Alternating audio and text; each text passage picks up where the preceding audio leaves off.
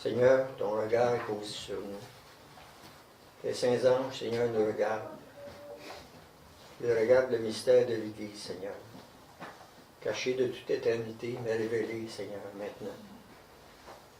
Seigneur, ils désirent plonger leur regard car ta gloire est prononcée par ta parole, vécue par ceux qui l'acceptent, Seigneur.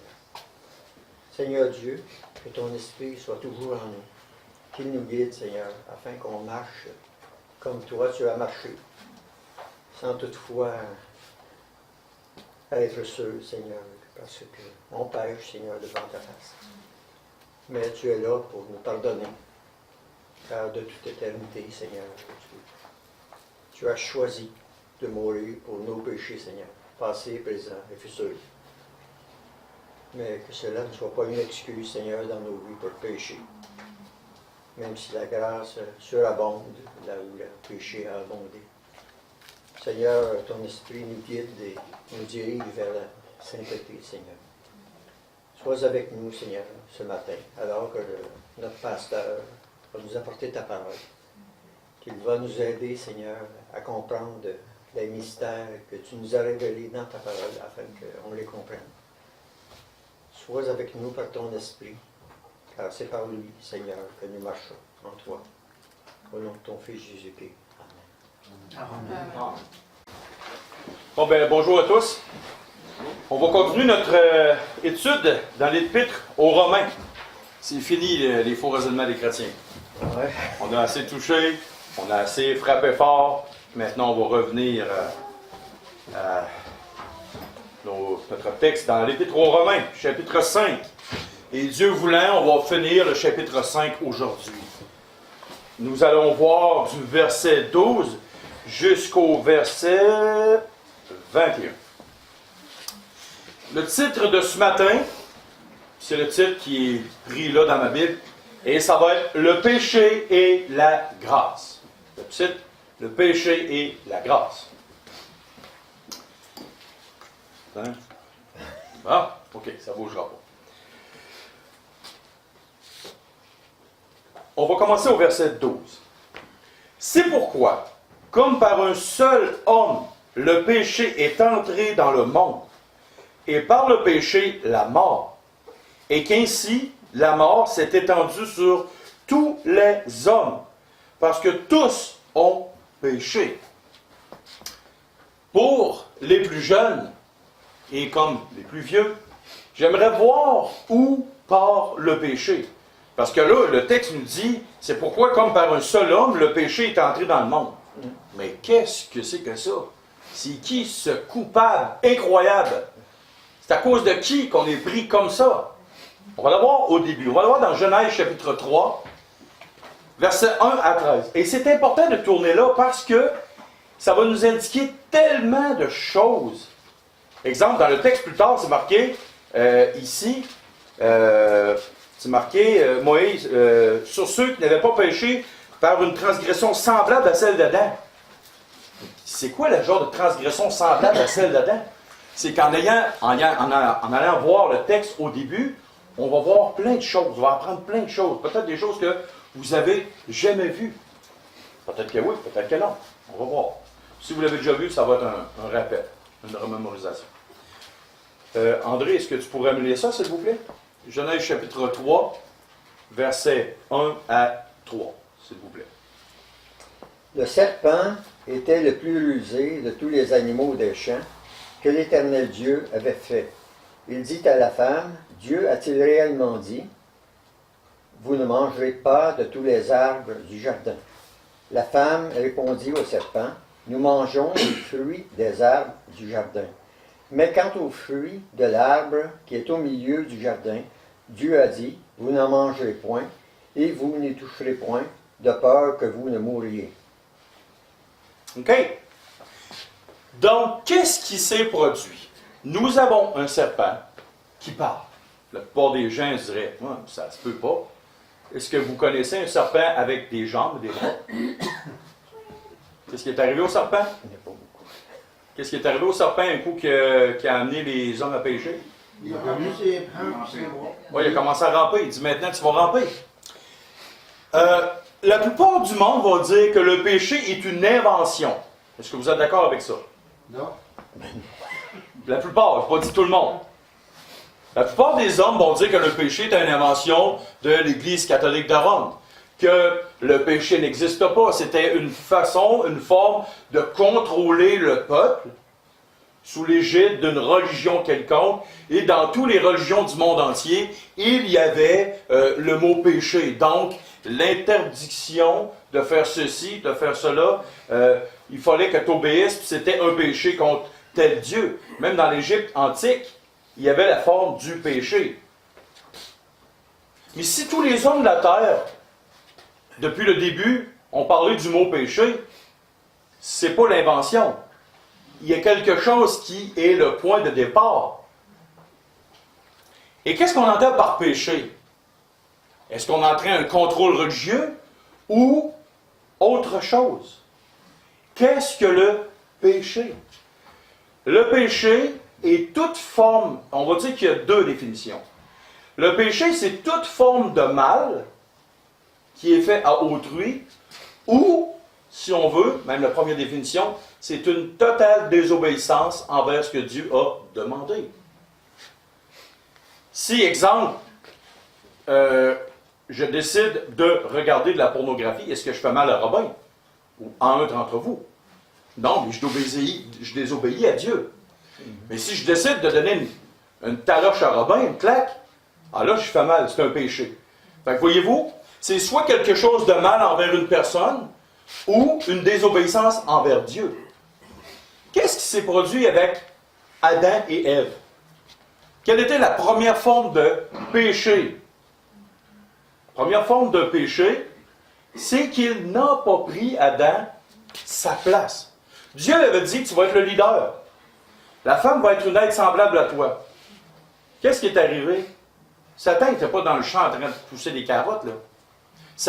Pas Satan, mais Adam, il était à côté de sa femme. Il n'a pas pris son rôle de leadership, il va dire au serpent, « Hey, wow, wow, non, arrête de discuter, on ne vient rien savoir. » Il était là, il ne parlait pas, puis il ne disait pas un mot. Sa femme a commencé à discuter. Et là, les deux ont péché. Mais pourquoi? La Bible dit que c'est la transgression d'Adam. Parce que c'était lui qui était le responsable. Si un jour je suis dans une entreprise et qu'il y a quelque chose de grave qui arrive, c'est moi qui vais être tenu responsable si je suis responsable d'une grande entreprise. Je vais avoir des comptes à rendre aux actionnaires. L'employé va avoir des conséquences, mais aussi la personne responsable va avoir plus de grandes conséquences. Et ça, c'est de même dans tout. C'est pourquoi, comme par un seul homme, le péché est entré dans le monde. Qu'est-ce qui s'est produit? Adam a désobéi à Dieu, Ève aussi, mais la responsabilité était à Adam. Donc, le péché est entré dans sa chair, dans son corps, dans sa vie. Et là, Dieu il a dit, parce que tu as désobéi, tu vas mourir. De quel type de mort Dieu parlait-il à Adam? Est-ce que c'était que au moment même où il allait pécher, qu'il allait mourir? Non. À quel âge Noé est-il mort? Genèse 5:5. C'est marqué. On va y tourner. Genèse 5:5. Quelqu'un pourrait lire ça dans la salle? Genèse 5:5. Pas Noé, excusez, Adam. Je me suis trompé de mot. Trompé de personnage. Adam est mort à quel âge? Tous les jours qu'Adam vécut furent de 930 ans, puis il mourut. Oh! Adam, 930 ans. Imaginons, petite parenthèse, imaginons que Dieu aurait permis qu'il touche à l'arbre de la vie. Il serait encore parmi nous. Avez-vous le nombre, la quantité de dépression et de problèmes qu'il y aurait eu avec tous ses ancêtres? Bon, petite parenthèse, c'est une petite folie. Merci Seigneur qui n'a pas permis à l'homme de prendre le fruit de la vie éternelle. Tu veux te suicider? Tu peux pas. Fini. Fait que tu vis avec tes problèmes de vie. Merci Seigneur. Oh, oui, il y aurait eu un péché. Le péché, la race humaine pécheur. Si le Seigneur aurait permis de prendre de l'arbre de la vie, il n'y aurait pas eu de péché. Oui, parce qu'il a dit, on va couper l'accès à l'arbre de la vie. Pas au fruit de la connaissance du bien et du mal. Tu as tous les problèmes du monde, puis tu ne peux pas mourir. As-tu pensé? En tout cas, merci Seigneur, il n'est pas permis. Là, qu'est-ce qui s'est passé? C'est que le péché est entré dans le monde et il a eu une mort physique. Mais quel est l'autre aspect de la mort? Certainement, tu vas mourir. Quel était cet aspect-là de la mort? Mort spirituelle. Exactement ça, la mort spirituelle. Qu'est-ce que c'est réellement la mort spirituelle? Est-ce que ça veut dire que l'être humain est totalement comme ça, dans son cerveau? C'est comme s'il était un légume dans un asile psychiatrique puis qui est tout croche? Non, c'est pas ça la mort spirituelle. Qu'est-ce que la mort spirituelle? C'est l'état de ne pas avoir la capacité de rencontrer Dieu par tes propres forces. Tu ne peux pas, par toi-même, dire « Dieu existe ». C'est impossible. Tu es mort spirituellement. Est-ce que ça veut dire que l'être humain n'est pas bon pour construire des choses, ces choses-là? Non. Ce que ça veut dire, la mort spirituelle, c'est de ne pas être capable par tes propres forces ou d'avoir même l'idée que Dieu existe. Ça prend l'intervention de Dieu dans ta vie. C'est ça, la mort réellement, la mort spirituelle. C'est que tu n'as pas de capacité à te tourner vers Dieu. Ça prend Dieu pour t'éclairer. Avant, l'homme était en parfaite communion. Adam et Ève étaient en parfaite communion avec le Père, le Fils et le Saint-Esprit. C'était une réalité tangible dans leur vie. Mais là, l'homme, oui, il meurt physiquement, mais à l'instant même où le péché est en lui, il est mort spirituellement. Demandez à n'importe quel enfant dans le monde qui a 3, 4, 5, 6, 7, 8 ans. Est-ce que Dieu existe? Il va te regarder, il va te dire, je ne sais pas. S'il avait la possibilité, s'il n'était pas mort spirituellement, il dirait, oui, certainement, Dieu existe. C'est une vérité. C'est là. Il faut que l'enfant entende que Dieu existe. Il faut que l'Esprit Saint agisse dans sa vie. Donc, il y a deux morts. Quand Dieu dit, certainement, tu vas mourir. C'est une mort spirituelle immédiate lors du péché. Et plus tard, dans sa vie, c'est une mort physique. Donc, quand il dit certainement tu mourras, c'est comme ça. Ça ne veut pas dire que l'être humain ne bouge plus, ne vit plus, n'est plus capable de réfléchir. Et c'est marqué, est entré dans le monde, et par le péché, la mort. Qu'ainsi la mort s'est étendue sur tous les hommes. Parce que tous ont péché. Nommez-moi une personne que vous savez qui ne mourra pas. Non, sur terre, je parle. Une personne sur terre, un être humain. Je vous ai déjà dit en blague souvent, il y a deux choses sûres et certaines sur la terre, les impôts et la mort. Vous n'avez pas le choix, c'est comme ça. Tout le monde va y passer. Donc, la Bible est vraie. Le péché s'est répandu sur la terre par un seul homme, est entré. C'est la porte d'entrée. Adam, Ève, péché. La mort s'est étendue parce que tous ont péché. Et là, il y a une fausse doctrine dans le monde qui dit que tu ne viens pas au monde pécheur, mais que c'est plus tard que tu deviens un pécheur. Est-ce que ça, c'est vrai? Est-ce que la parole peut nous éclairer sur ce sujet-là? Les enfants, mettons, qui ont 1 an, 2 ans, 3 ans, est-ce que ces enfants-là sont morts spirituellement? Est-ce qu'ils sont pécheurs dès leur naissance? La réponse est oui. Maintenant, ça prend des preuves. On va tourner dans le psaume 51, versets 1 à 7. Au chef des chantres, psaume de David. Lorsque Nathan le prophète vint à lui, après que David fut allé vers Bathsheba, « Ô Dieu, aie pitié de moi dans ta bonté, selon ta grande miséricorde. Efface mes transgressions. Lave-moi complètement de mon iniquité et purifie-moi de mon péché. Car je reconnais mes transgressions et mon péché est constamment devant toi. Car j'ai péché contre toi seul. J'ai fait ce qui est mal à tes yeux, en sorte que tu seras juste dans ta sentence, sans reproche dans ton jugement. » Et là, on voit qu'un homme reconnaît qu'il est coupable, qu'il est pécheur. Mais écoutez de la même bouche de cet homme, qu'est-ce qu'il dit? Verset 7. Voici, je suis né dans l'iniquité, et ma mère m'a conçu dans le péché. Oh! Est-ce que c'est comme la vieille tradition catholique, que sa mère et son père n'étaient pas mariés, puis c'était un enfant du péché? Non, non, la religion catholique n'existait pas à l'époque de David. Donc, ce que la Bible dit, c'est que l'être humain, le péché s'est étendu à tous les hommes, sans exception. Que tous sont pécheurs, ils sont privés de la gloire de Dieu. Donc, à l'état même où ce que tu viens au monde, tu sais, on voit un beau petit bébé venir au monde. Jamais qu'on a dans l'idée qu'il est pécheur, qu'il est pourri, qu'il est perverti, puis que... La mère d'Adolf Hitler non plus ne pensait pas ça. La mère de Mussolini ne pensait pas ça. Pol Pot. C'était tous des beaux petits bébés. L'être humain a la capacité, s'il est livré à tout le mal de son cœur, il a la capacité à l'extrême de faire le plus grand mal sur la terre. Pourquoi? Parce que dans sa constitution, son ADN, je ne parle pas du corps physique, mais dans ce qui se passe à l'intérieur, il est coupable, il est pécheur, il est perverti. Et c'est pour ça qu'on a besoin d'un sauveur. Pour nous sauver de plein de choses, de l'enfer, nous sauver aussi de notre état. Et c'est pour ça d'ailleurs que quand Christ va venir nous chercher, la parole de Dieu a dit qu'elle va transformer notre corps d'humiliation.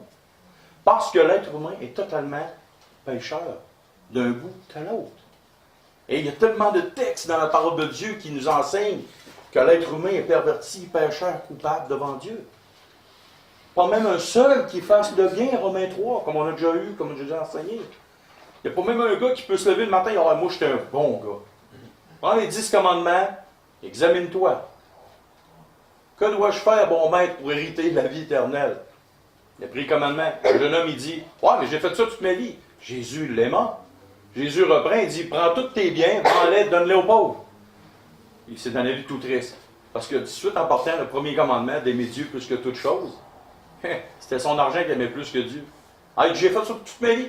Jésus l'a ramené au premier commandement, il a dit ça ne marche pas ton petite affaire. T'es pécheur, t'es coupable. Le premier commandement. T'en restes 10 plus 613 lois. Veux-tu qu'on continue? Le jeune homme est parti tout triste.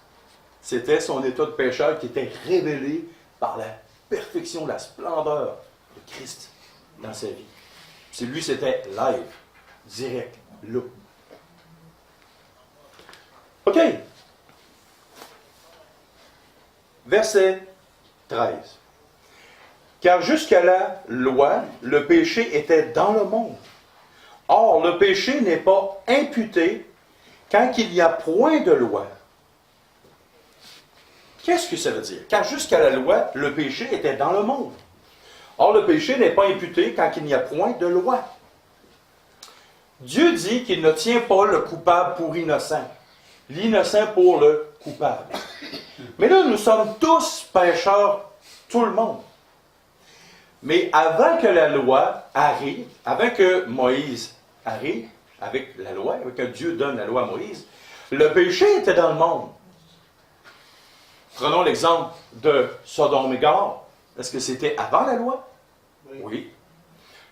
Quand on parle le déluge, c'est marqué que chaque jour, Genèse 4, verset 8, chaque jour, le cœur de l'homme était porté vers quoi? Le mal. Le cœur de l'homme. Et là, dans ce temps-là, oui, les hommes étaient coupables. Mais quand la loi est arrivée, il y a encore eu une plus grande culpabilité.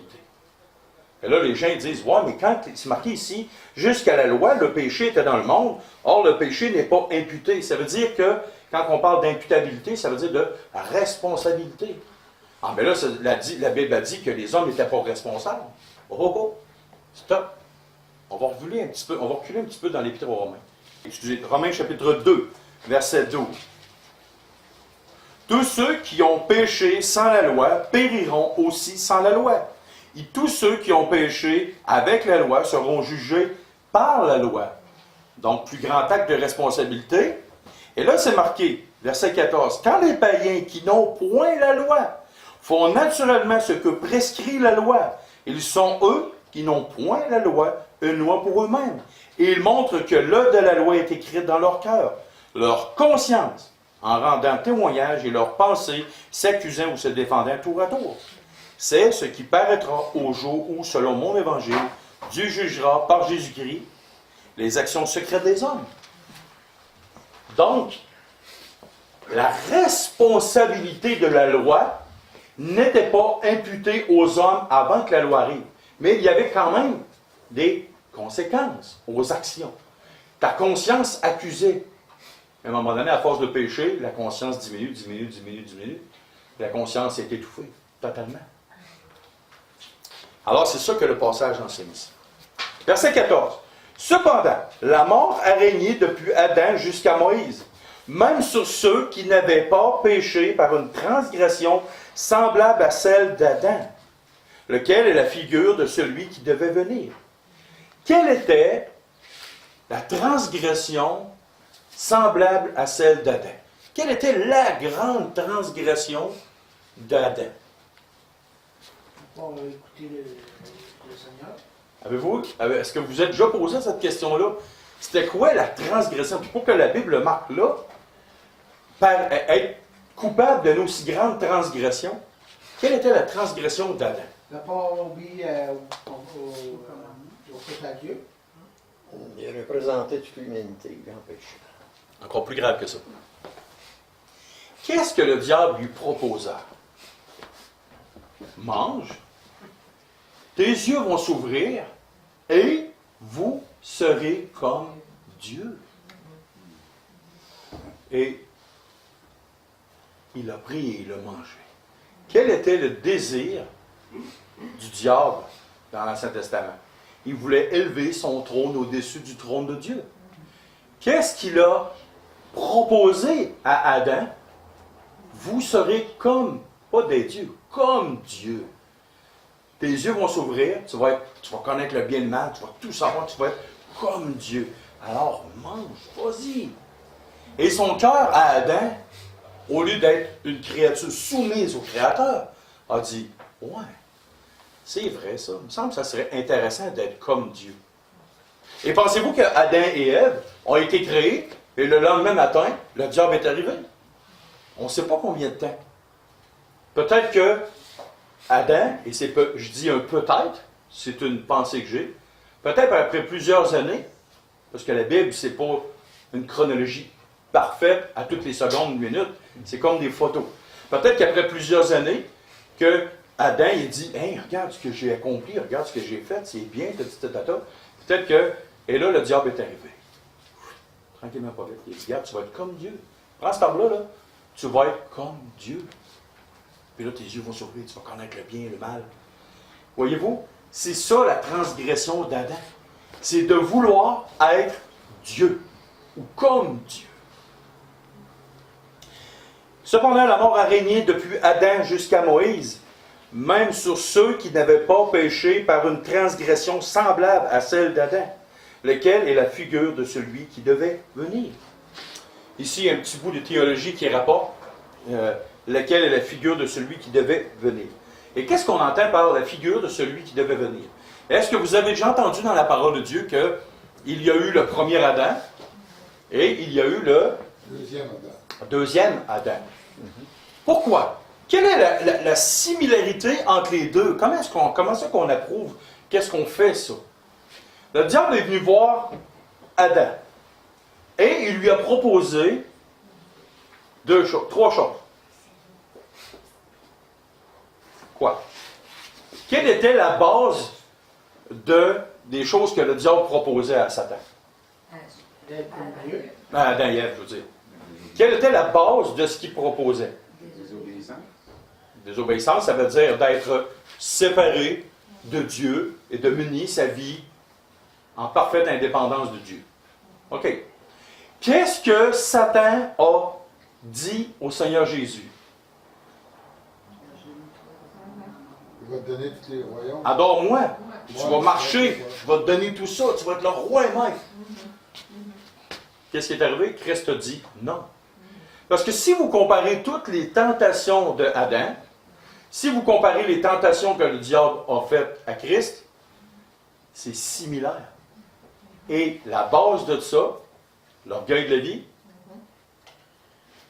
l'orgueil de la chair, la convoitise des yeux, c'était similaire. Faites le test.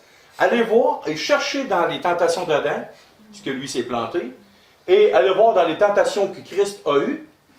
Vous allez voir que les trois péchés, l'orgueil de la vie, l'orgueil de la chair et les convoitises des yeux, sont là. Vous mangez, tu vas voir, c'est bon. La convoitise des yeux. L'orgueil de la vie. Hey, tu vas être comme Dieu. Et tout ça est similaire. Et c'est pour ça qu'il y a eu deux tests, un qui n'a pas réussi et l'autre qui a réussi. Et c'est pour ça qu'on dit que Satan, pas Satan, mais Adam, le premier Adam, et que Christ était la figure de celui qui devenait, c'est le deuxième Adam. Maintenant, le verset 15. Mais il n'en est pas du don gratuit comme de l'offense. Car si par l'offense d'un seul, il en est beaucoup qui sont morts, à plus forte raison, la grâce de Dieu, le don de la grâce venant d'un seul homme, Jésus-Christ, ont-ils été abondamment répandus sur beaucoup. Là, ici, au verset 15, c'est marqué « Il n'en est pas du don gratuit comme de l'offense. » Qu'est-ce qu'on entend par là? L'offense, comment c'est venu? Coupable. Le péché est venu comme dans la vie, dans le monde entier, dans l'être humain, comme un héritage. C'est comme tu es héritier, tu hérites du péché dans ta chair. Littéralement. Et là, c'est marqué ici. Mais il n'en est pas du don gratuit comme de l'offense. L'offense, tu l'as reçu comme hérédité. Tu es héritier, tu n'as pas le choix, c'est comme ça, c'est héréditaire, c'est dans ta chair, tu es comme ça. C'est automatique, tu n'as pas le choix. Tu es pécheur de ta naissance jusqu'à ta mort, puis la dernière lettre que tu fais, c'est E. Tu es pécheur jusqu'à la dernière lettre que tu vas prononcer, qui est E. Mais c'est marqué, c'est pas pareil. C'est pas la même chose que du don gratuit. Le don gratuit n'est pas automatique. Dieu donne la vie éternelle, mais ce n'est pas automatique. Et qu'est-ce que cela nous enseigne? L'Église catholique de Rome enseignait que tous les hommes seront et sont sauvés. C'est comme ça que l'Église catholique, on appelle ça un salut universel. Ça veut dire que tous les hommes, peu importe ce que tu as fait, peu importe ce que tu as dit, tu vas finir par être sauvé. Mais la Bible ici a dit, le don gratuit, il n'a pas été donné de la même façon. C'est pas fait la même chose. Il n'en est pas pareil. Mais il n'en est pas du don gratuit comme de l'offense. Car si par l'offense d'un seul, il en est beaucoup qui sont morts, à plus forte raison, la grâce de Dieu et le don de la grâce viennent d'un seul homme, Jésus-Christ. Donc, tu n'as pas le choix. Tu es pécheur, tu l'as reçu par hérédité, mais le don de la grâce. La grâce de Dieu et le don de la grâce. On va en parler. Qu'est-ce que nous entendons aussi par la grâce de Dieu et le don de la grâce? Qu'est-ce que c'est? On a la grâce de Dieu et le don de la grâce. Selon vous, qu'est-ce que c'est? C'est une faveur imméritée. Une faveur imméritée. Ça, c'est un langage qu'on a. Une faveur imméritée. Quand on parle de la grâce, c'est une faveur imméritée. Ensuite, Possibilité de pardon. ça, j'aime ça. Qu'est-ce que la grâce en réalité? Est-ce que nous sommes gracieux envers nos enfants? Qui a eu des enfants dans la salle? Combien de fois vous avez été gracieux? Ça se compte même plus. Le mot gracieux vient avec le mot patience. Je ne sais pas pourquoi, c'est comme deux mots qui se collent bien comme il faut. La grâce de Dieu, c'est je ne vous détruirai pas. Je vais être patient. Le don de la grâce, dans le texte ici, c'est quoi vous pensez? C'est le Fils de Dieu. La grâce de Dieu et le don de la grâce viennent d'un seul homme, Jésus-Christ. La grâce de Dieu, c'est que je t'aime. J'ai une haine profonde du péché. Je déteste, j'haïs et je méprise le péché. Mais j'aime le pécheur et c'est pour ça que la grâce vient de Dieu. Dieu aurait pu arriver comme dans les déluges. Fini ma gang de pécheurs, je vous élimine, je vous éradique d'un coup. Il n'y a plus d'être humain sur la terre. Mais le don de la grâce, le parfait don de la grâce, car Dieu a tant aimé le monde qu'il a donné son Fils. Voici le don de la grâce. Le don de la grâce, c'est Dieu qui est patient, qui t'aime d'un amour profondément, qui aurait l'occasion totale et absolue de te détruire, mais qui ne le fait pas, parce qu'il use de patience envers qu'aucun périsse. Puis tous parviennent à la repentance. C'est ça la grâce de Dieu, la longanimité de Dieu. Et la grâce et le don de la grâce. Parce que le « et » en plein milieu, ça veut dire que c'est une chose plus une autre chose. Si vous êtes un peu bon en informatique, est-ce que le « et » est un symbole de plus en informatique? C'est une conjonction qui unit deux sentences. C'est ça. Une addition. C'est ça. Oui, ça, je ne suis pas bon en informatique, mais je me fie à ce que j'ai déjà entendu. Le « et » en tout cas, je ne rentrerai pas, c'est sûr que je vais me planter. Et là, quand c'est marqué « à plus forte raison », pourquoi? Parce que oui, il y a la haine du mal. Mais quand on dit que la grâce, et on va le voir, la grâce a surabondé, a été par-dessus, elle a couvert. Et c'est ça la grâce de Dieu, c'est vraiment la patience de Dieu. Et le don de la grâce, c'est Christ, le Fils de Dieu, littéralement. Venant d'un seul homme, Jésus-Christ. Il n'y a aucune autre personne sur terre qui a été mandatée et qui s'appelle le don, la grâce de Dieu. Il n'y a aucune autre personne sur terre par laquelle on devrait être sauvé. C'est impossible. Si un homme vous dit, ou un ange vous dit, ou n'importe qui d'autre, n'importe quoi, qui vous ferait pressentir qu'il y a autre chose, autre personne qui pourrait être meilleure que Christ, oubliez ça, c'est un mensonge. Ont-ils été abondamment répandus sur beaucoup? Le mot « beaucoup ». J'ai lu beaucoup de commentateurs bibliques dans ma vie. J'en ai lu plein. Et en lisant les commentaires bibliques, il y a souvent quelque chose qui m'accrochait.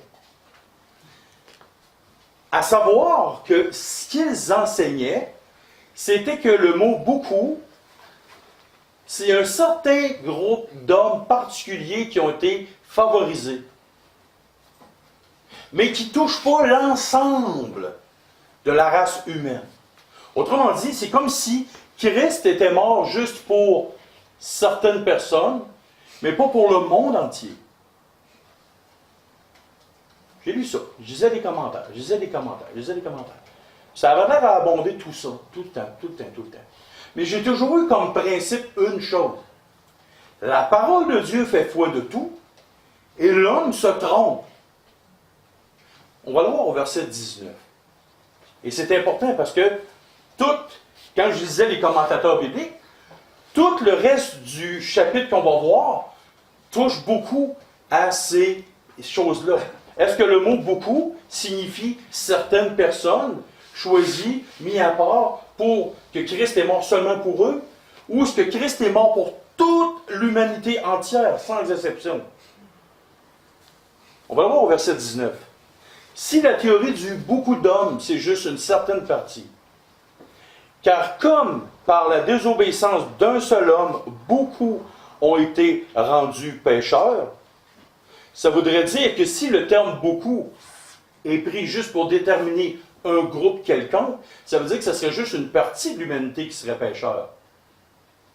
On continue. De même, par l'obéissance d'un seul, beaucoup seront rendus justes.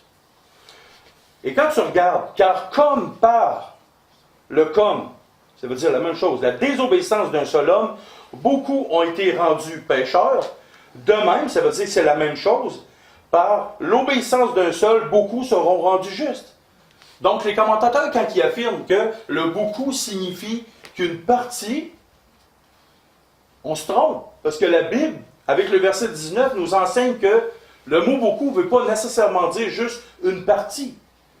Parce qu'il dit de même. Il y a deux expressions qu'il dit ici au verset 19, comme par ou de même par. Ça veut dire que c'est de deux idées comparatives.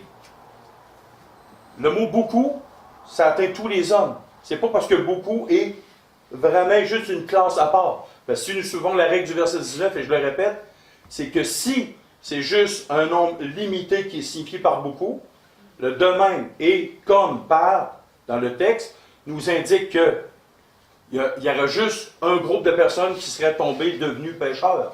Et on sait très bien que ce n'est pas vrai. Le texte nous démontre que c'est tous les hommes qui ont péché. Et là, c'est important, parce que tous les commentateurs que j'ai lus, John MacArthur, Arthur Pink, plein d'auteurs, ils mettaient beaucoup l'emphase là-dessus. Et quand je regarde l'Écriture, je me dis, wow, au verset 19, ça nous indique le contraire. C'est pas juste rendu beaucoup d'hommes, juste une race élue, peut-être un groupe d'hommes à part. Et on va continuer. Verset 16. Il n'en est pas du don comme de celui qui est arrivé par un seul, qui a péché.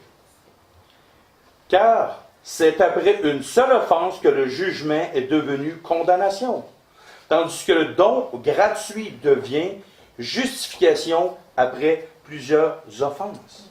Qu'est-ce qu'on entend par là? On va tourner dans Hébreux chapitre 1, versets 1 à 3. Il n'en est pas du don comme de ce qui est arrivé par un seul qui a péché, car c'est après une seule offense que le jugement est devenu condamnation, tandis que le don gratuit vient de la justification après plusieurs offenses. Ils ont péché, une condamnation. Il y a beaucoup de monde, les hommes ont beaucoup péché, et après plusieurs offenses, qu'est-ce qui est arrivé? La justification est venue. Comment est-ce qu'on peut comprendre ça? Il y a deux textes. Dans Hébreux chapitre 1, versets 1 à 3.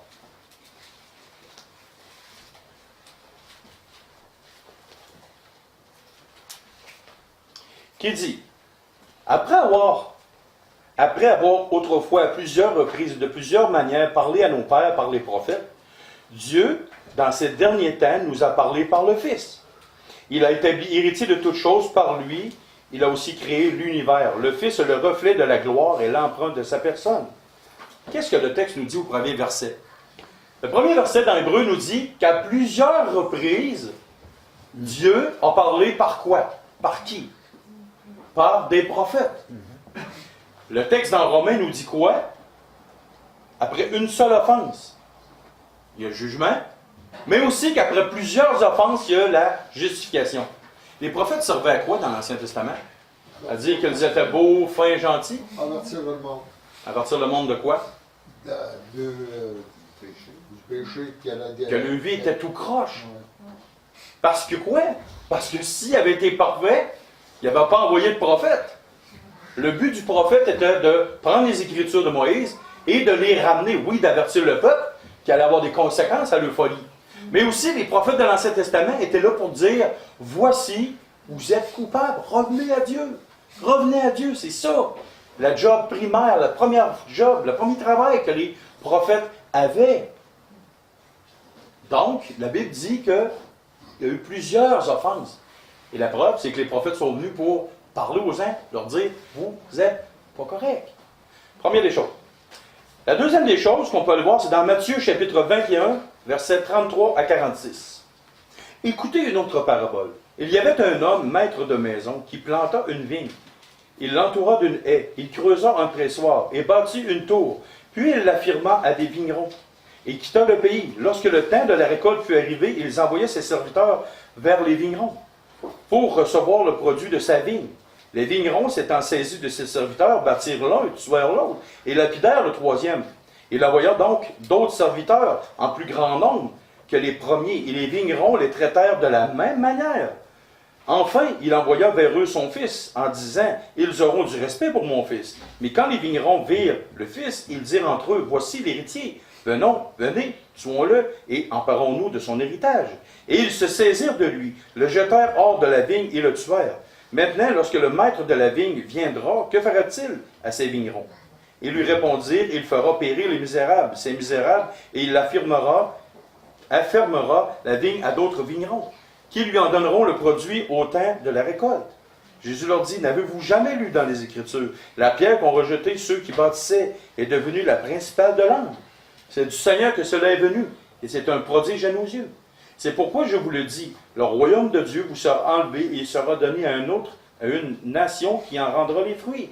Celui qui tombera sur cette pierre s'y brisera, et celui sur qui elle tombera sera écrasé. » Et là, écoutez bien, après avoir entendu ces paroles, les principaux sacrificateurs et les pharisiens comprirent que c'était d'eux que Jésus parlait.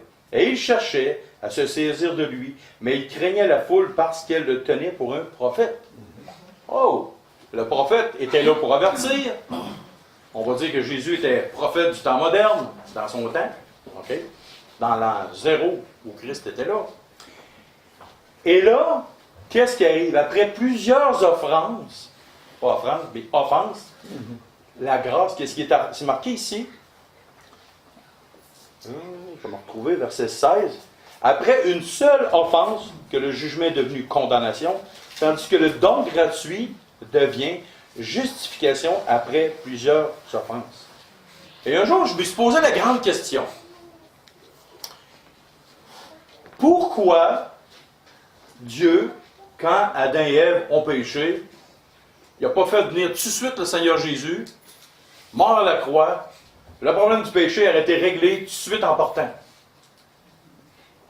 Pourquoi? Je me suis posé la question. J'ai trouvé une réponse qui me semble logique. Je pose la question.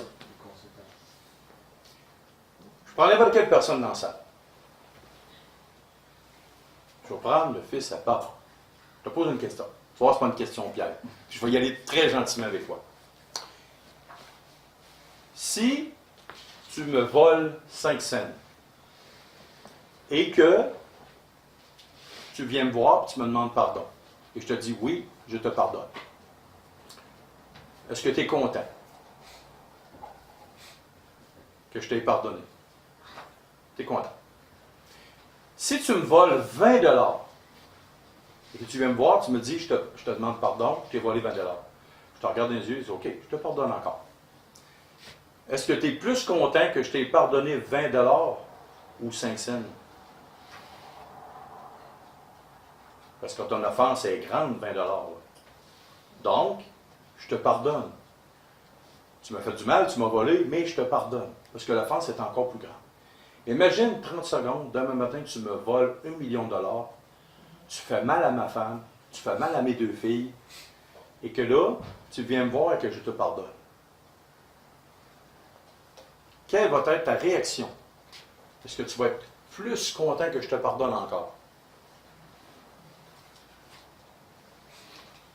OK. Gilbert. La même chose. Est-ce que tu es content que je te pardonne de ton 5 cents que tu m'as volé? Comment te sentirais-tu si tu m'en volerais 20 $ et que je te pardonnerais pour ce 20 $-là? Tu serais content. Mais si tu m'aurais fait vraiment du mal, puis que encore là, je te pardonne, comment est-ce que tu t'en sentirais? Est-ce que tu te sentirais plus heureux, plus béni que je t'ai pardonné pour les plus graves offenses que pour le 5 cents? Je pense que ça n'a pas de bon sens. Ah, merci, c'est exactement ça que j'attendais que tu me dises. Que ça n'a pas de bon sens que je t'ai pardonné. un aussi grave mal, puis pourtant je t'ai pardonné. Voyez-vous pourquoi j'ai pris comme un des plus vieux et un des plus jeunes? Parce que le plus jeune n'a pas la conscience de la gravité du péché, parce qu'il n'a pas fait encore d'action terriblement grave. Mais Gilbert, par son expérience, c'est une chose que plus qu'il me fait du mal, plus que je pardonne et je pardonne. Et plus tu vieillis dans la vie chrétienne, plus tu t'aperçois de la laideur de ton péché, et plus que tu rends grâce. Tu loues Dieu, parce que tu t'aperçois combien Dieu a été gracieux envers toi. Et c'est pour ça que Dieu a été patient. Parce que Dieu a donné des chances, des temps pour que les hommes se repentent. Mais les gens qui viennent sur le tard à la repentance sont tellement reconnaissants du pardon et de la grâce de Dieu. J'ai-tu raison, Gilbert? Oui, hein? Ceux qui sont plus vieux, est-ce que j'ai raison? Et c'est ça que le texte est en train de nous enseigner. Ici, pourquoi Adam et Ève ont péché et que Dieu n'est pas intervenu tout de suite? Parce que oui, il y avait plusieurs raisons. Et pourquoi Dieu, des fois, laisse l'être humain et ne le condamne pas immédiatement aussitôt qu'il y a un premier péché? Parce que les gens, avec le temps, avec la langue, vont vraiment être reconnaissants de la grâce incroyable que Dieu donne à chaque être humain. Et plus tu vieillis dans la grâce, plus tu t'aperçois que Dieu, son amour est incroyable. Verset 17. Si par l'offense d'un seul, la mort a régné par lui seul, à plus forte raison, ceux qui reçoivent l'abondance de la grâce et du don de la justice régneront-ils dans la vie par Jésus-Christ, lui seul? Qu'est-ce que ce terme-là?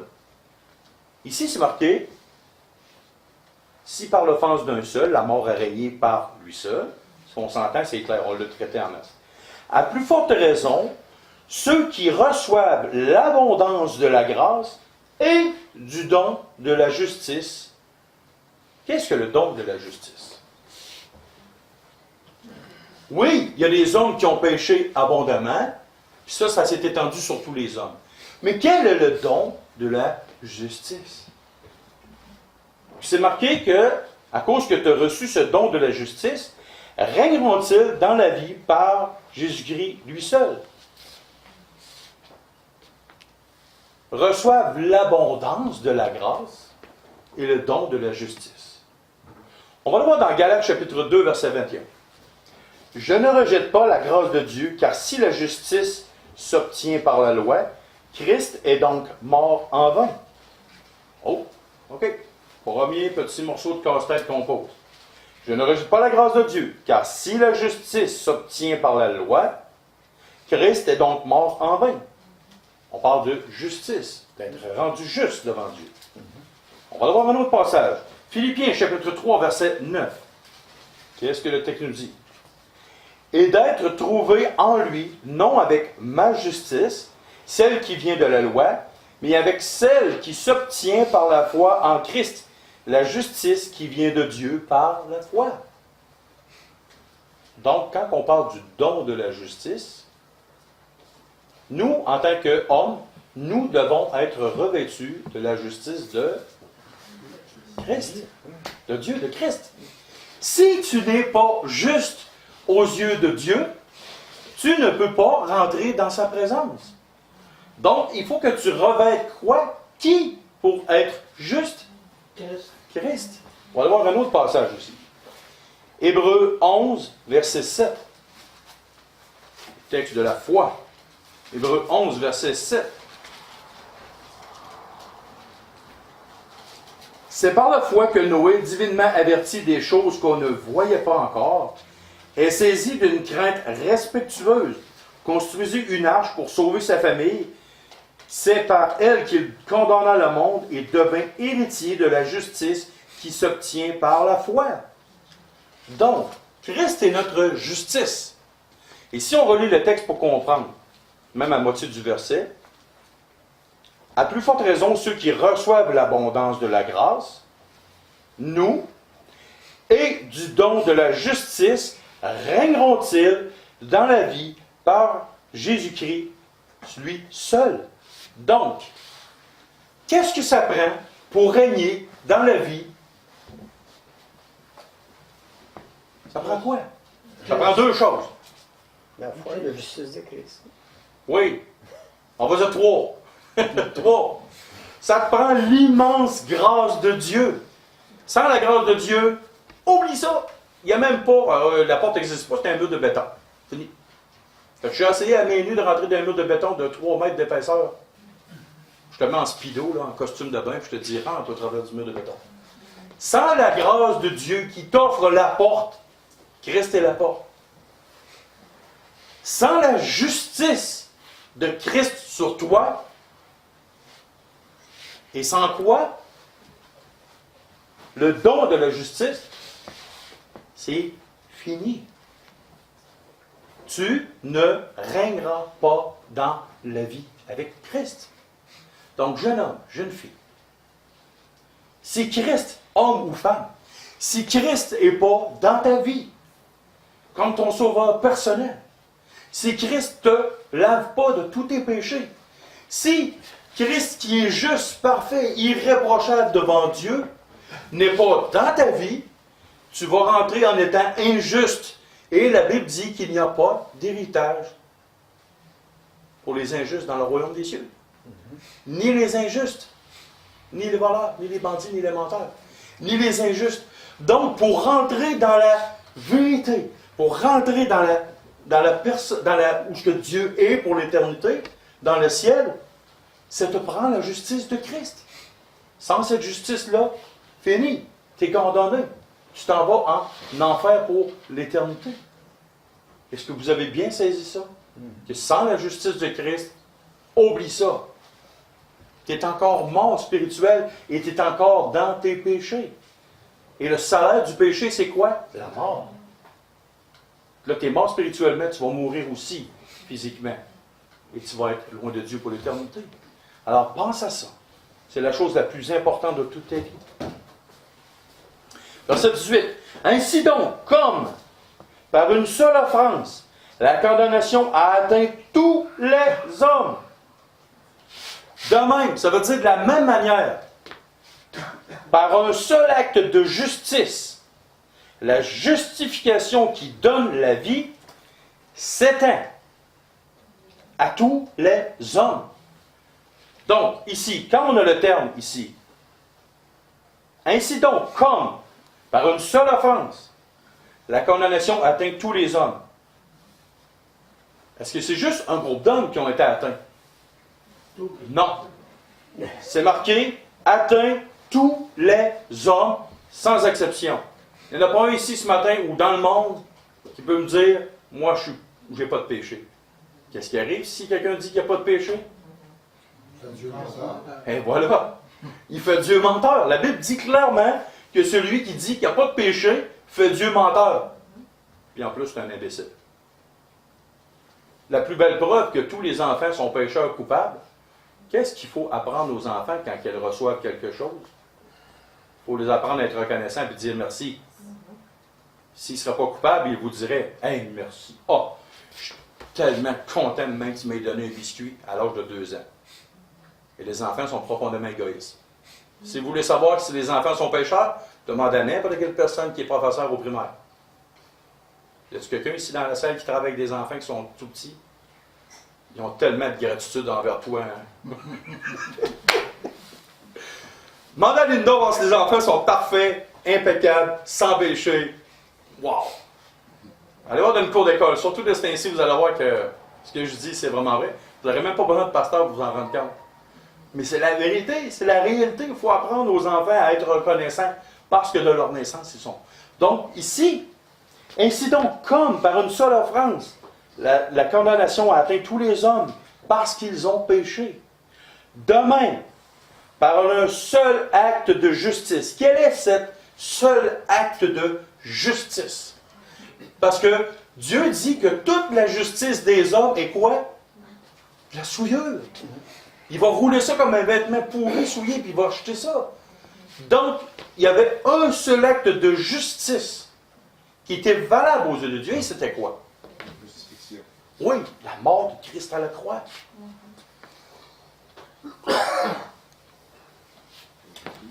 Ça, c'est l'acte de justice. Et là, on a le terme, la justification qui donne la vie. Il y a eu un acte qui était quoi? Un acte de justice. La justification qui donne la vie. Qu'est-ce que c'est la justification? J'ai écrit une définition.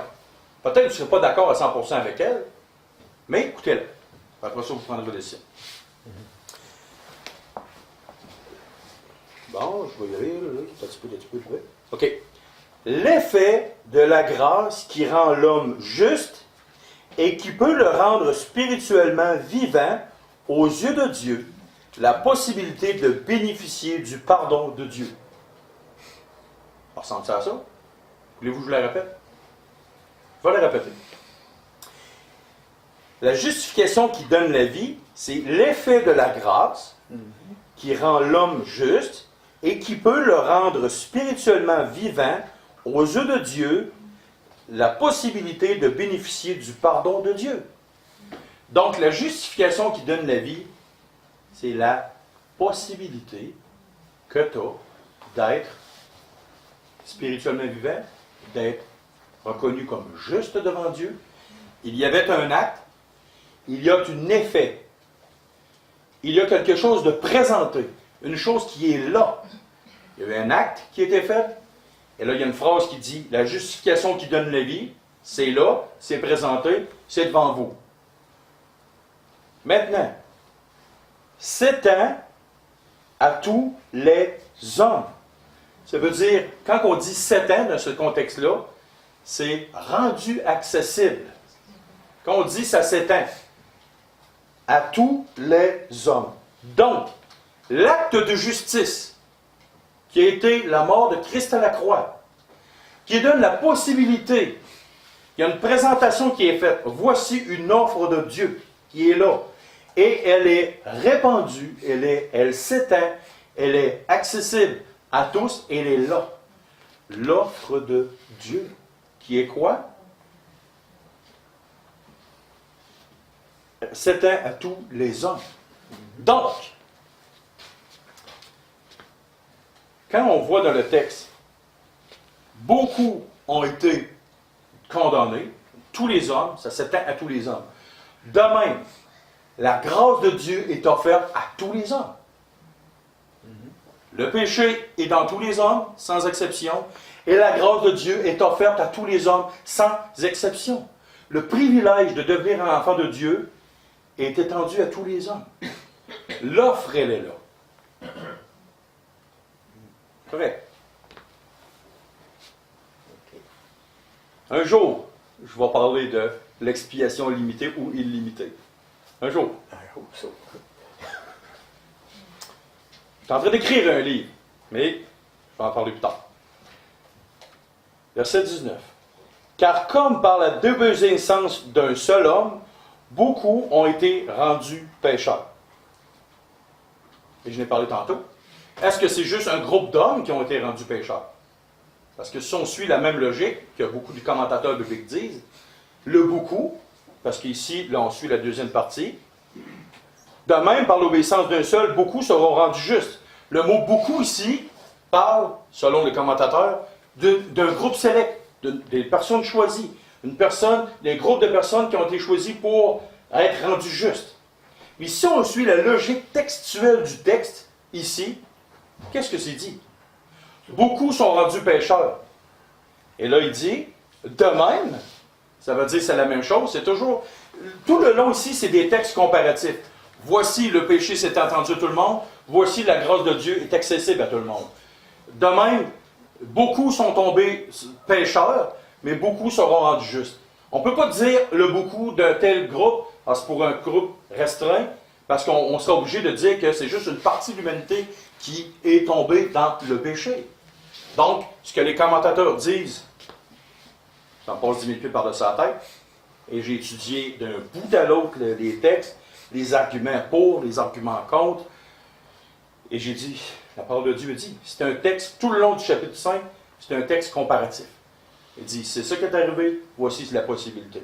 C'est ça qui est le fait, voici ce qui arrive. C'est toujours comme ça. Car comme par l'obéissance d'un seul homme, beaucoup ont été rendus pécheurs, de même, de la même manière, par l'obéissance d'un seul, ça veut dire, qu'est-ce que l'obéissance? Et là, c'est primordial. Est-ce que Christ pouvait, et comme des gens prétendent, que Christ a eu des péchés, a commis des péchés? Et il est mort à la croix. Il y a des gens qui disaient que Christ n'était pas parfait, impeccable, absolu, total dans la perfection. Est-ce que ça, cette pensée-là, elle est fondée sur les Écritures? On sait que non. Mais là, regardez bien, c'est marqué. Il y a un seul qui a offensé. De même, par l'obéissance d'un seul. Qu'est-ce que ça nous apprend, ça? L'obéissance d'un seul. Oui, il a obéi jusqu'à la mort de la croix, mais si Christ avait juste désobéi une seule fois à Dieu, est-ce qu'il aurait pu être le souverain sacrificateur? Est-ce qu'il aurait pu être l'agneau parfait, victime expiatoire sur la croix? Non! Parce qu'il aurait démontré qu'il n'est pas meilleur que nous. Il aurait démontré par une vie tout croche, ou même un ou deux péchés, même un péché. La Bible dit que si tu pèches contre un seul commandement, tu es coupable de toute la loi. Donc, l'obéissance de Christ était aussi et impérativement absolue pour aller mourir sur la croix. Et Christ n'a jamais péché dans rien. Et la plus belle preuve de ça, c'est quand Christ il arrive dans son village natal, et il dit, qui me convaincra de péché? OK, c'est quoi les péchés que j'ai commis? Allez-y. Il attendait. C'est comme si moi, ma mère viendrait ici, puis je dirais, je n'ai jamais péché. Ma mère se lèverait debout, puis vous pouvez être sûr et certain. Objection, votre honneur. Monsieur, vous avez eu 4 fils. S'il y en a un dans vos 4 fils qui vous dirait, moi, je n'ai pas péché. Viens, on va se rappeler certains souvenirs. Mais Jésus, dans son propre village natal, est allé dire ça. Donc, l'obéissance de Christ était vraiment requise et absolue et obligatoire pour pouvoir être qualifié comme étant l'agneau parfait, victime expiatoire de Dieu. Parce que sans ça, s'il aurait tombé, il aurait désobéi. Et pourquoi vous pensez que le diable, il voulait que Christ désobéisse? Parce que le diable savait très bien qui il avait à faire. Que s'il le plantait une fois. Puis regardez à la fin des trois tentations de Christ, c'est marqué que le diable est parti jusqu'à une prochaine fois qu'il pourra encore le tenter. Donc toute la vie de Christ, de sa naissance, son état de conscience, là, que le diable n'a jamais arrêté de le tenter, puis de le planter, puis de le planter, pour pas qu'il se rende à son terme. Donc il fallait absolument que Christ ait une obéissance parfaite pour avoir le droit d'être la victime expiatoire de Dieu. Il fallait qu'il soit parfait. Et c'est pour ça que dans l'Ancien Testament, dans le livre du Lévitique, c'est marqué que Dieu est très, très strict là-dessus. C'est marqué que l'animal, il fallait qu'il soit sans défaut, sans tache, sans difformité, sans rien. Qu'est-ce que ça nous représentait? L'obéissance parfaite de Christ, l'absolue perfection de Christ. Rien dans sa vie, puis il fallait que l'animal soit examiné d'un bout à l'autre, d'un bord à l'autre, lève la petite couette, le petit cheveu, petit. Quand l'animal était parfait, OK, il était prêt pour être la victime propitiatoire en attendant la victime parfaite. Donc l'obéissance de Christ était absolue. De même, par l'obéissance d'un seul, beaucoup seront rendus justes. Verset 20. Or, la loi est intervenue pour que l'offense abonde. Mais là où le péché a abondé, la grâce a surabondé. Afin que, comme le péché a régné par la mort, ainsi la grâce règne par la justice pour la vie éternelle par Jésus-Christ notre Seigneur. À quoi servait la loi? Exactement ça. Le premier rôle de la loi, oui, écoute, quand il parle d'aller mettre ses excréments en dehors d'une ville, ça c'était des lois, OK? C'est pas tout la loi dans toutes ces choses, comme quand il dit, bon, tu pourras prendre la mer, mais ne touche pas aux oiseaux dans un nid. On ne parle pas de péché. La loi était donnée comme très, très bonne. Même encore, beaucoup de principes de vie de la loi est très bonne, pourvu qu'on en fasse un usage légitime. Timothée 1 Timothée 1,8. Mais la loi était donnée pour un code moral, un code civil, un code de loi, pour que ça fonctionne bien. Mais le premier rôle de la loi, parce qu'il y a plusieurs rôles, mais le premier rôle de la loi était pour dire aux hommes, vous êtes coupables. Est-ce que ça te tente de refaire un petit test avec moi? Est-ce que tu as toujours aimé Dieu de tout ton cœur, de toute ta force, de toute ta pensée? Tout le temps, tout le temps, tout le temps, à tous les jours que tu t'aimes. As-tu déjà fait ça? Je pense pas, hein? Tu as quel âge? 10 ans. Tu as 10 ans. Hé! Tu es déjà coupable. Tu es dans la même gang que moi. Moi aussi, je suis coupable de ça. Puis même comme chrétien, même comme pasteur, je ne suis pas capable de faire ça. C'est impossible. Il y a juste Christ, Dieu, fait homme, qui pouvait faire ça. Donc, si un enfant de 10 ans dit « je ne suis pas capable de faire ça », c'est impossible, je ne peux pas. Puis le pasteur le dit « je ne suis pas capable de le faire », puis c'est impossible. Il n'y a pas un humain sur la terre qui peut dire qu'il suit la loi parfaitement. Donc, la loi était pour montrer aux gens... T'as-tu déjà compté de mentir? Papa, est-ce qu'il a déjà compté de mentir? Eh oui! Ben moi aussi, j'ai déjà compté des menteries à ma mère. On est tous pris dans le même trou. On est tous coincés. Puis c'est pas pour te condamner, c'est juste pour te démontrer que toi et moi, on ne peut pas rien faire. On est coincés tous les deux, on est pareil. Et la loi était venue pour nous démontrer à nous, êtres humains, la gravité de notre péché. Autrement dit, la gravité dans la situation dans laquelle on se trouve ou qu'on se trouvait. Si vous voulez évangéliser puis quelqu'un vous dit que moi je ne suis pas coupable devant Dieu, pourquoi je mériterais l'enfer? Commencez à parler des 10 commandements. Vous ne vous rendrez pas à la fin du 3e. C'est automatique. Et la loi est intervenue, pourquoi? Or, la loi est intervenue pour que l'offense abonde. C'est pour te montrer combien tu es pécheur, combien la race humaine est pécheur devant Dieu. Mais, là où le péché a abondé, la grâce a surabondé. Ça veut dire était par-dessus. Autrement dit, Dieu déteste et haït le péché, mais aime profondément le pécheur. Et c'est ça qui fait que la grâce surabonde. La possibilité de la rédemption. Si la grâce, l'amour de Dieu n'était pas plus forte que sa haine du péché, qu'est-ce qui arriverait? Personne ne serait sauvé. Et là, on avait un problème. Dieu avait un problème. C'était quoi le problème de Dieu? Est-ce que Dieu peut avoir un problème? Dieu avait un problème à vue humaine. OK? Dieu est parfaitement saint et il ne peut pas tolérer le péché dans sa présence. Qu'est-ce qui est arrivé au diable? Le premier, le père du mensonge. La première niaiserie qui s'est faite, il y a eu des pensées. Paf! Fini. Out. Tu es en dehors de la présence de Dieu, ça vient de finir là. Dieu ne peut pas et n'acceptera jamais le péché dans sa présence. On parle de la justice de Dieu. Dieu est juste. Et l'autre problème, c'est que Dieu veut avoir tout le monde.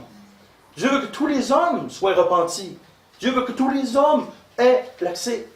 Il a donné l'accès à tous les hommes sur terre. Il a donné son Fils. Comment accepter des pécheurs pourris, pervertis dans sa présence et en même temps satisfaire sa justice? Et le texte répond. Or, la loi est intervenue pour que l'offense abonde. Mais là où le péché a abondé, la grâce a surabondé.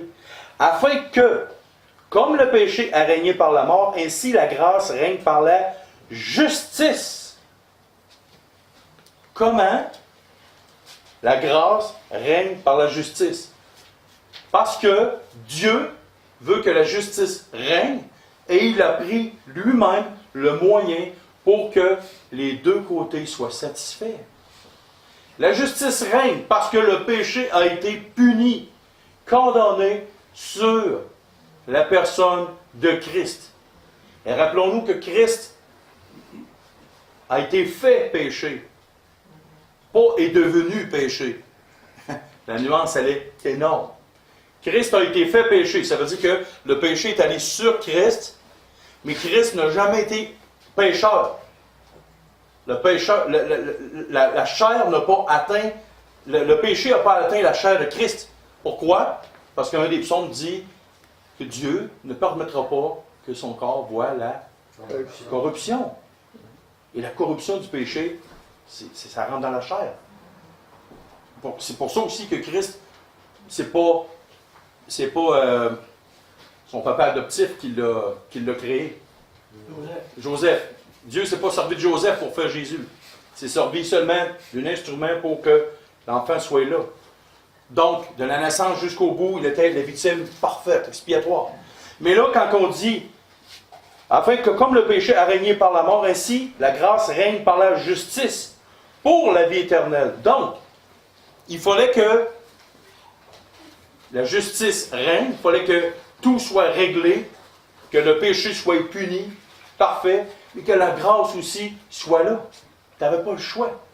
Dieu avait, aux yeux des hommes, un problème, mais il l'a réglé. Et il avait pensé à ça depuis toute éternité. Je ne peux pas et je ne veux pas accepter le péché, mais je veux avoir le pécheur avec moi. Donc, la justice règne à cause. Hein? Il a donné le moyen.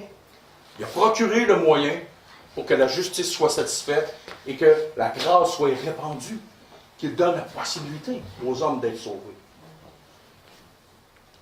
Et le moyen, c'est marqué par Jésus-Christ, notre Seigneur. Et on va le dire pour la caméra, et même pour les plus jeunes, dans Actes chapitre 4, verset 12. On va voir ce qu'un homme a dit du Seigneur Jésus. Il y a de salut en aucun autre, car il n'y a sous le ciel aucun autre nom qui a été donné parmi les hommes par lequel nous devions être sauvés. Il n'y a aucun autre salut à part de Jésus-Christ. Il n'y a rien sous le ciel. Il n'y a aucun autre nom sous le ciel. Cherchez-en pas d'ailleurs, s'il y a rien que ça, qui a été donné parmi les hommes, par lequel nous devions être sauvés. Voici la justice de Dieu. Le péché puni, le moyen Christ, l'offre offerte. Maintenant, tu as appris qu'il était coupable. Tu as appris que tu étais pécheur, pourri, perverti. Tu as appris maintenant que tu as un moyen d'être sauvé. Un seul et unique moyen. Tu as appris que tu es pécheur par-dessus toute chose. Maintenant, qu'est-ce que tu vas faire de l'offre de Dieu? Qu'est-ce que tu vas faire du Seigneur Jésus? Est-ce que tu vas le rejeter ou tu vas l'accepter? Comme un don, un cadeau incroyable de la part de Dieu. Et c'est là qui est important. C'est là que vous sachiez que vous n'avez aucune autre offre de la part de Dieu. Il n'y en a pas d'autre. Tu sais, les magasins vous offrent tellement d'offres, puis on prend ça pour mettre ça à la poubelle. Mais Dieu fait une seule offre, son Fils. La Bible dit que si tu n'as pas le Fils, tu n'as pas le Père non plus. Donc, sans le Fils, tu n'as pas Dieu. Puis, l'inverse est aussi vrai. Si tu refuses Dieu, tu ne peux pas avoir le Fils. Et puis, parce que la Trinité, c'est un dans trois dans un. Fait que tu n'as pas le choix. C'est comme un trio, tu n'as pas le choix de le faire. Comme au restaurant. Pas au restaurant de face. Alors, on va prier là-dessus.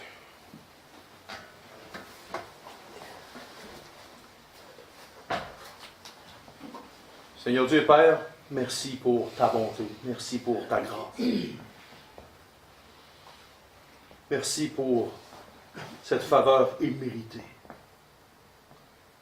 Merci de ta parole qui nous éclaire. Qui nous éclaire tellement profondément. Qui nous apprend tellement de choses. Donne-nous de méditer ta parole encore pour qu'on puisse de plus en plus apprendre quelle est ta grâce, quelle est ta bonté, quel est ton amour envers nous. Donne-nous, Père, d'avoir toujours ce cœur éveillé à cette grâce incroyable qui nous a été faite par ta main, par ton amour. On était pécheurs, pervertis, pourris, et nous avons été réconciliés. Parce que maintenant nous sommes rendus justes par ton sang, par le sang de ton Fils. Celui qui a été répandu pour nous laver de nos péchés. On veut te rendre gloire, on veut te rendre toute la louange. Et on veut te dire combien on t'apprécie, combien on t'aime, Père. Et ça touche nos cœurs. On veut te prier aussi pour les offrandes ce matin, afin que, littéralement, ces argents puissent bénéficier à ton corps, bénéficier à tes enfants, ceux qui en ont besoin. Fait que ton œuvre aussi puisse progresser dans la ville de Lévis. Amène les pécheurs en grand nombre, Seigneur Dieu. Et son ton Fils Jésus compris. Amen. Amen.